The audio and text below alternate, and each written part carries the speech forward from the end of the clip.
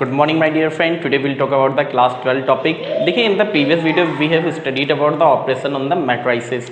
वहाँ पर हमने आपका एडिशन किस तरह होता है, subtraction, multiplication with scalar and the multiplication of the two matrices आपका देखा था एंड हमने कुछ प्रॉपर्टीज़ भी आपकी पढ़ी थी. आज हम बात करने वाले हैं ट्रांसपोज ऑफ अ मैट्रिक्स की. तो late us see what is a transpose of a matrix. A matrix obtained by interchanging the rows and column of A is called the transpose of a matrix. Aij A और Aj I equal to A. मतलब समझो, definition में कुछ नहीं रखा, मतलब समझिए. आपको एक मैट्रिक्स दिया है, उसके आप रो और कॉलम को इंटरचेंज कर दो और फिर जो मैट्रिक्स निकल कर आता है उसे आपका ट्रांसपोज कहा जाता है, ट्रांसपोज ऑफ द मैट्रिक्स कहा जाता है. And that is denoted by the A dash और A raised to the power T. मतलब या तो A डेज लिखा जाता है या A raised to the power T. अलग अलग बुक में आपको अलग अलग नोटेशन देखने को मिल सकती है. तो एग्जाम्पल से समझते हैं, है ना. एग्जाम्पल से बेटर हमें समझ में आएगा. लाइक मैंने कहा एक मेरा मैट्रिक्स है A आपका, जो कि था -1 2 3 4 5 6. ये मान लिया हम लोगों ने, ठीक है. अब मुझे इसका ट्रांसपोज निकाल के लाना है. क्या निकालना है? ट्रांसपोज. तो कुछ नहीं करना है हमें, जो आपकी रोज थी उन्हें कॉलम बना दीजिए. जितनी भी रो हैं सबको हम क्या बना देंगे? कॉलम बना देंगे. तो क्या हुआ मेरा ये -1 2 3 और सेकंड रो थी 4 5 6, उसको मैंने सेकंड कॉलम बना दिया 4 5 6. तो ये बन गया आपका transpose of the matrix. Very simple. एक और एग्जांपल देख लेते हैं. लाइक मेरा बी है आपका, जो कि आपका 2 -6 8 3 -6 9 7 8 -3. ठीक है. मुझे इसका ट्रांसपोज निकालना है, बी डेज निकाल के लाना है. तो क्या करूँगा, जितनी भी ये रोज हैं सबको मैं क्या बना देता हूँ? कॉलम बना देता हूँ. तो क्या हो जाएगी? Rows will be interchange by the column. तो ये रो थी पहली वाली 2 -6 8, तो इसमें मैंने फर्स्ट कॉलम बना लिया 2 -6 8.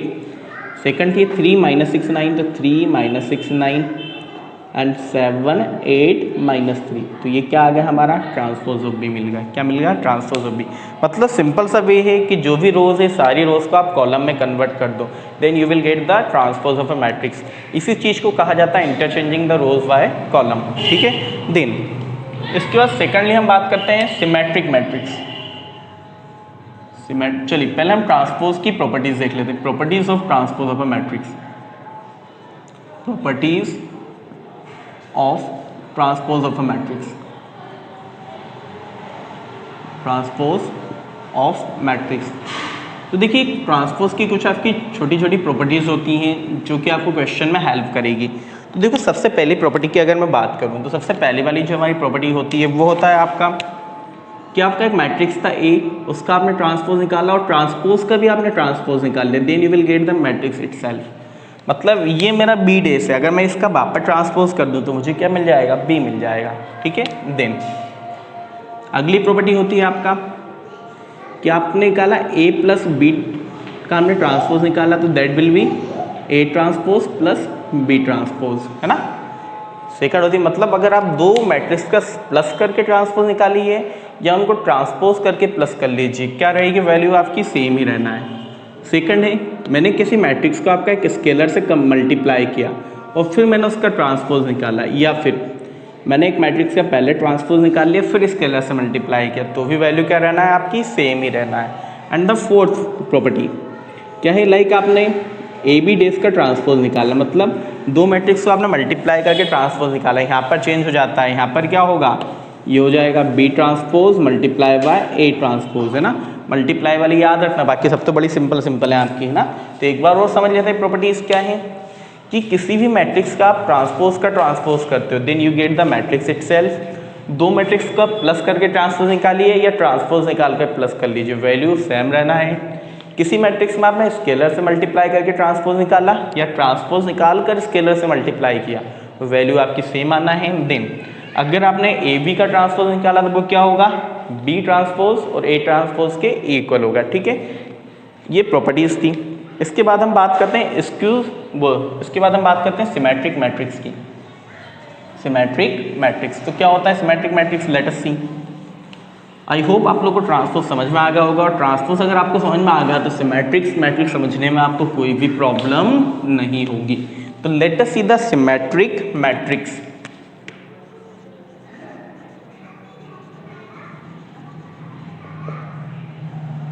Symmetric matrix. तो देखिए सिमेट्रिक मैट्रिक्स क्या होता है. पहली बात तो एक स्क्वायर मैट्रिक्स आपका अ स्क्वायर मैट्रिक्स, क्या होता है symmetric matrix? A square matrix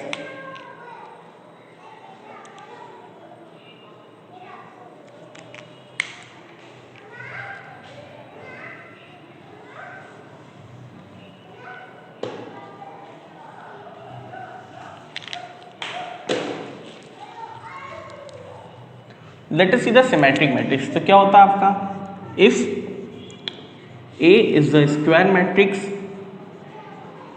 if A is a square matrix and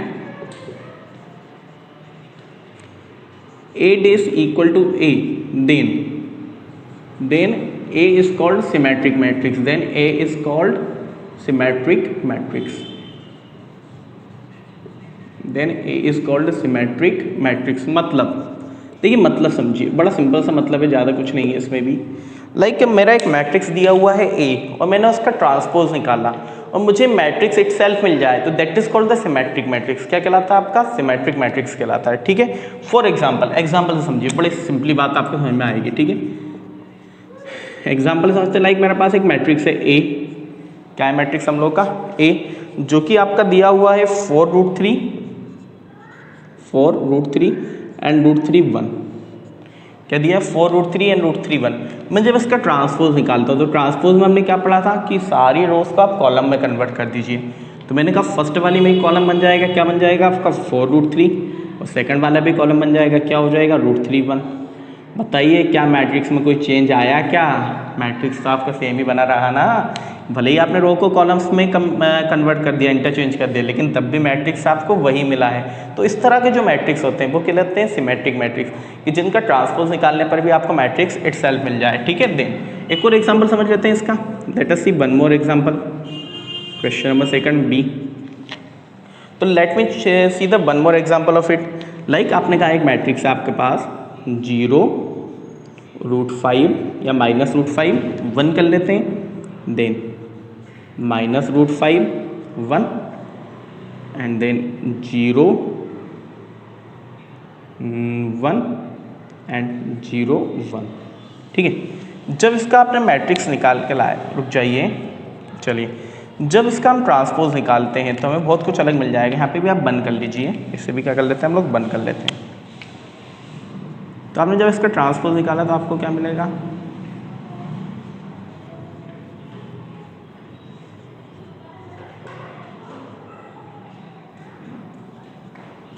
देखिए क्या हुआ, मैंने जब मैं मैट्रिक्स था B 0 -√5 1 -√5 0 1 1 1 1, जब मैंने इसका ट्रांसपोज निकाला तो मैंने सारी रो को कॉलम बना दिया। तो क्या ही पहला कॉलम 0 -√5 1 आया, सेकंड कॉलम -√5 0 1 आया, 1 1 1 आ गया। तो आपने देखा कि देखो दोनों आपका जो ट्रांसपोज है, जो मैट्रिक्स था और जो मैट्रिक्स का ट्रांसपोज है, दोनों क्या आए आपका? सेम आए। That's why this matrix is called the symmetric matrix. क्या कहलाता है आपका? सिमेट्रिक मैट्रिक्स कहलाता है। ठीक है, similarly we'll see about the skew symmetric matrix, skew symmetric matrix, skew symmetric matrix। तो देखते हैं, late us see what is a skew symmetric matrix. तो देखिए अभी हमने सिमेट्रिक मैट्रिक्स की बात की, अब हम बात करेंगे स्क्यू सिमेट्रिक मैट्रिक्स की। क्या होता है आपका? A square matrix, if a square matrix, if a square matrix, चलिए प्रॉपर डेफिनेशन लिखते हैं इसकी हम। स्क्यू सिमेट्रिक मैट्रिक्स हमारे पास होगा if A is the square matrix, A is the square matrix and A dash equal to -A, then A is called the skew symmetric matrix, then A is called skew symmetric matrix।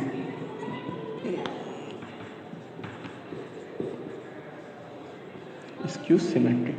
ठीक है, मतलब बात समझिए, क्या बात है हमारी कि लाइक हमारा एक मैट्रिक्स है, उसका हमने ट्रांसपोज निकाला और हमें नेगेटिव ऑफ द मैट्रिक्स मिल जाए तो वो क्या कहलाएगा? स्क्यू सिमेट्रिक मैट्रिक्स कहलाएगा। फॉर एग्जांपल लाइक एक मेरा मैट्रिक्स था आपका A, क्या मैट्रिक्स था हमारा? A, जो कि था आपने लिख लिया कि आपका मैट्रिक्स था, ये था आपका 0 -√5 और ये था √5 0।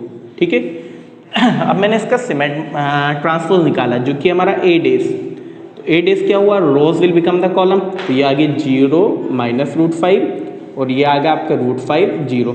मतलब कहीं ना कहीं जो ए था उसमें आपने क्या किया है, माइनस का मल्टीप्लाई कर लिया है, तभी तो ये माइनस √5 प्लस 1 का प्लस √5 माइनस मिल गया, तो A dash will be equal to minus A.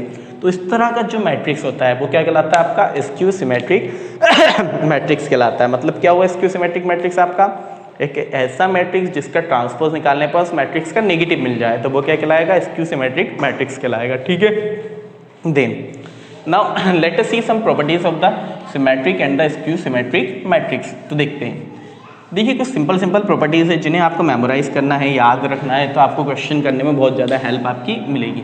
तो देखिए बात करते हैं हम लोग अब सबसे पहली जो अगर हम प्रॉपर्टी की आपकी बात करें तो सबसे पहली प्रॉपर्टी आपकी ये होती है, देखो हम ज़्यादा प्रॉपर्टी की बात नहीं कर रहे, हम केवल एक दो प्रॉपर्टी की आपकी बात करेंगे। तो सबसे पहली वाली जो प्रॉपर्टी है हमारी क्या है कि लाइक हमारा एक मैट्रिक्स है ए, क्या है मैट्रिक्स ए, अगर आप किसी मैट्रिक्स और उसके ट्रांसपोज को प्लस करते हो then A plus A is a symmetric matrix. ये क्या होगा, एक आपका सिमेट्रिक मैट्रिक्स ही होगा। ठीक है, it is a symmetric matrix. ठीक है, वहीं पर अगर हम सेकेंडली बात कर लें कि अगर हमने किसी मैट्रिक्स और उसके ट्रांसपोज को माइनस कर लिया then will get a skew symmetric matrix. तो ए माइनस ए डेज क्या होगा, एक स्क्यू सिमेट्रिक मैट्रिक्स होगा। ये दो तीन चीज़ें आपको याद रखनी है ना, स्क्यू सिमेट्रिक मैट्रिक्स।